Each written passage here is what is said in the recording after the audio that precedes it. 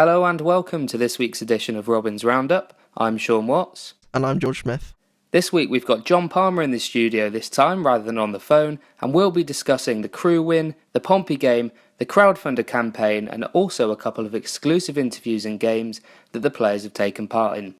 So let's just jump straight into it. George, everything seemed to come together, didn't it? Definitely. Gary said after the match that it was possibly the best performance since he's been manager, and I have to agree. I think from minute one we were all over Crewe and thoroughly deserved the comprehensive victory. John, why do you think everything just clicked?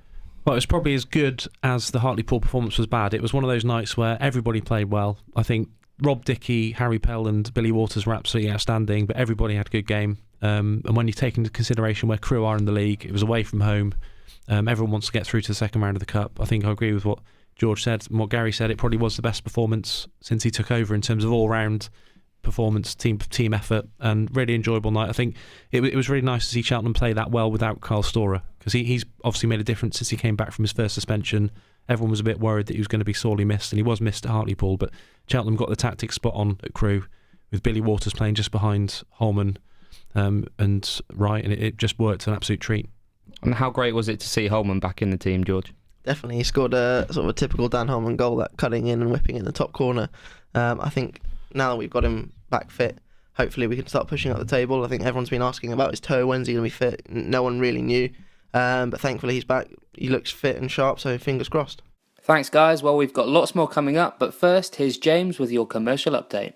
Thanks Sean. We've got Matchball sponsorships available for our matches against Colchester and Exeter. Pre-match dining is available at £30 for season ticket holders and £42 for non-season ticket holders for both these games. For more information, contact myself or John Finnegan on 01242 588 110. Cheers James. Well, this week it was the turn of Dan Holman to take on the most likely to game, and here's how he got on. So Dan, we're going to play the most likely to game. You know how it works? Yep. Okay. From the Cheltenham Town squad, who is the most likely to become a model? James Rowe. Lose their head in a training session? Maybe me. Maybe dates. Lose at a quiz?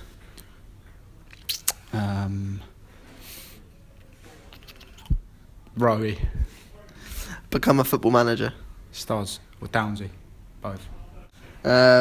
Win at a FIFA tournament? I think Dickie's decent on it. Go with him. Tell a terrible joke? Pelly.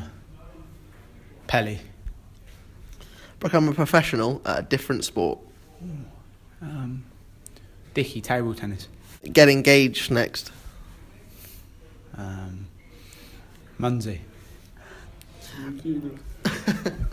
Pull a prank on a teammate? Pell.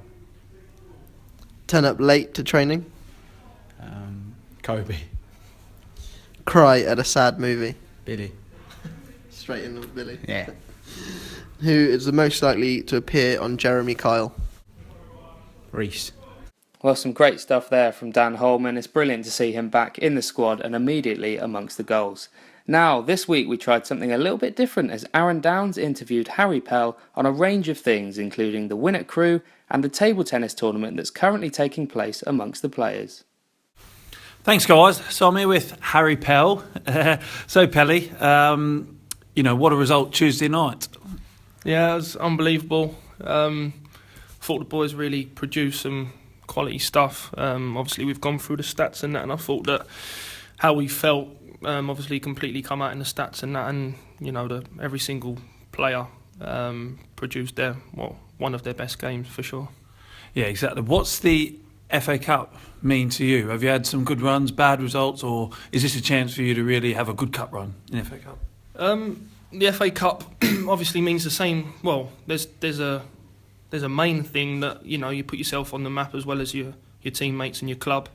It's a great opportunity to draw big teams and to put yourself on the big stage. For a career aspect, it's very important for individuals, and obviously for the club, we know what it means for the club to get the extra money in and the revenue, and again, yes, it's very important. We've got Portsmouth on Saturday. Obviously, you spend a little bit of time down that way at Eastleigh, so you kind of know a little bit. They're sold out there away tickets, so they're bringing about 1,500 fans. There's going to be a really good atmosphere there on Saturday. Is that good for you or bad for you? Personally, I love playing in front of more people. The atmosphere, I always like playing in front of a good atmosphere, and the more hostile for me personally is the better. I really like that. But yeah, I've played at Pompey a couple of times as well, and I know that they've got a great following. So, you know, I'm sure our fans will get behind us, and it will be hopefully one hell of a game. Now, away from football, in-house, we've had a little ping-pong tournament. You were saying that you're definitely going to get to the final. Yeah. Can you just inform the people of how the tournament's gone so far?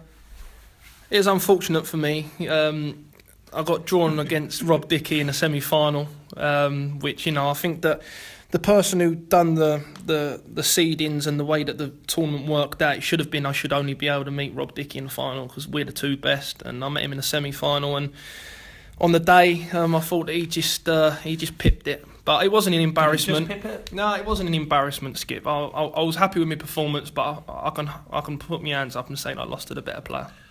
You give Russell Griffith a lot of stick, but I think he's in the final, isn't he? Yeah, but like I said, I haven't met Russell Griffiths in a tournament. So it's my fault because I set up the tournament. Yeah, right. Yeah.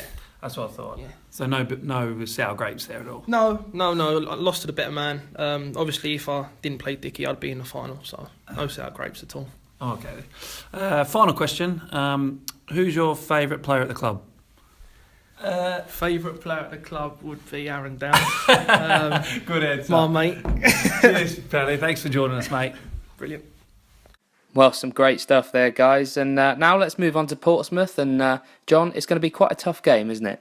Yeah, I always look out for the Portsmouth games, I think, because they're such a big club in this division. Cheltenham have always drawn with them in the past, 4 appearances against them and 4 draws. It's a pretty good return against a club like Portsmouth. A few years ago they won in the FA Cup and in the Premier League, so everyone knows they've had a few problems financially, but I think they're stabilised again now. And I think it's a matter of time before they get things right and are getting back up the divisions. They should be at least aiming for the Championship, I think. So they are going to get it right one of these days. The best club in the division in terms of fan base. So we know it's going to be a packed away end, a lot of noise, a lot of atmosphere, which is always good. And I think that actually makes the Cheltenham fans lift it when they have a big away following. So it's one of the ones that I always look for. I've got a friend who works for the media department at Portsmouth as well, so it's always good to see him at Whaddon Road, and it's one of those ones that stands out on the fixture list. And you mentioned about the atmosphere being quite good, but it should be good already, of course, because it's going to be Retro Shirt Day. Yeah, if the last Retro Shirt Day is anything to go by, it's going to be a great atmosphere. A lot of people coming out with all different colours and kits from the last few decades. I really enjoyed the last one. I had an old golf oil kit from the 80s on, and it was just brilliant to watch. It seemed to create a real buzz around the ground, so Portsmouth now know about it, so I'm hoping they're going to make a bit of an effort as well. But obviously the most important thing is the Cheltenham fans come out and grab any shirt they can from days gone by, and it should be great to see. We've had so many different coloured away kits over the years at Cheltenham that is going to be really interesting to see how many different ones come out. And what are you going to be wearing?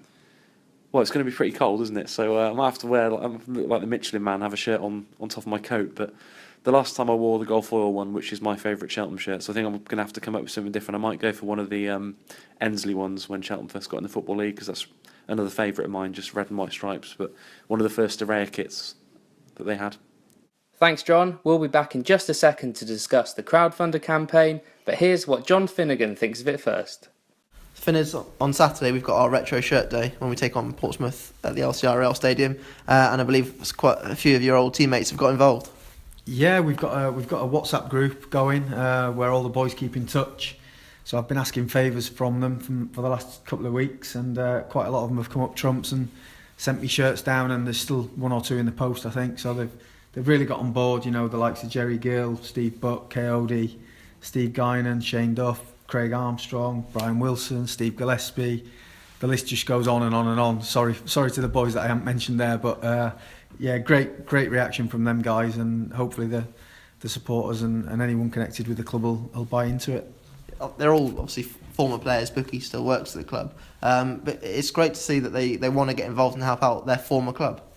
Definitely, like I said, the reaction from the ex-players has been brilliant. The reaction from the current players has been great, and also the supporters and local businesses. But mainly our supporters. What a fantastic effort so far that's taken us to nearly £40,000 in just over a week. So the whole thing's just been magnificent, and we can't thank everyone who's got involved enough. But great to have the old teammates on board, and I think it shows. John Warden is another one who I spoke to last night, who's going to send something down.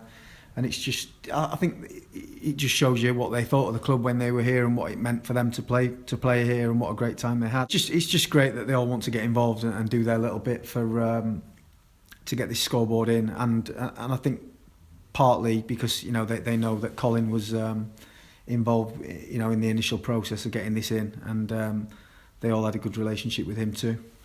As for Saturday itself, it should be a pretty good atmosphere. Everyone in their different sort of coloured shirts and things like that. We had one a couple of years ago that went down really well. Hopefully we'll have a good atmosphere on Saturday. Yeah, I hope so. I missed the last one, but yeah, really looking forward to seeing a few old shirts out there. Might even see an old number 8 out there, maybe. We'll see. I'll be looking out for one. But Portsmouth fans too. I think it'd be great if both sides come out in force with retro shirts on, and I think 1,500 Portsmouth fans. We really need the Cheltenham fans to come out in force as well, and should be a great game after the success of the FA Cup at Crewe. I was just going to say, what about the game itself? How are you feeling? Feeling confident? We've got to feel confident now, haven't we? I mean, I didn't go up to Crewe, but it sounds like everything clicked. I was at home getting goal flashes from you guys on Twitter and things like that, and it was brilliant. It's probably the best I've felt all season, really, and to go up there and put 4 on somebody away, we're sitting in the playoff positions is great, and great to have Holman back on the pitch and scoring a nice goal as well. Definitely. Thanks very much, Finners. No worries. Cheers. Cheers for that, John. Well, let's carry on talking about the crowdfunder campaign. George, it's coming along quite nicely, isn't it? Absolutely, yeah. I'm staggered at the response so far. I think the number of people getting involved is amazing. All the different types of rewards we've got, and also getting this number of businesses in is great. We still need a few more, so we're still working hard. Finners and Mark Cusner and Murray Toms are doing a brilliant job, but there's still a lot of work to do. And there's still over 2 weeks to go yet, John. Yeah, it's not even halfway yet, and well over halfway in terms of the fundraising effort. What I've noticed is, as well as the amount of people who got behind it, is the amount of people that are noticing it around the footballing world. There's loads of people commenting on what a great effort it is and what a great idea it is, other clubs, other organisations. So that's been something the club can be proud of, I think, and it's really great to see.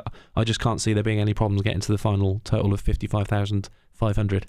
Absolutely, and George, the scoreboard has actually already been paid for, hasn't it? That's right, yeah. So the 55,000 comes from the scoreboard and the structural work needed on the stand. But the scoreboard itself is around 37,000, which we've passed. So yeah, we're doing really, really well. But as I said, still a long way to go. So please keep checking out our crowdfunder page. Keep spreading the word. Keep telling your friends. Tell your boss. Tell your family. And let's get to that target. Absolutely. Well, John, thanks very much for joining us this week. Absolute pleasure. And we'll see all of you guys at Retro Shirt Day for Portsmouth.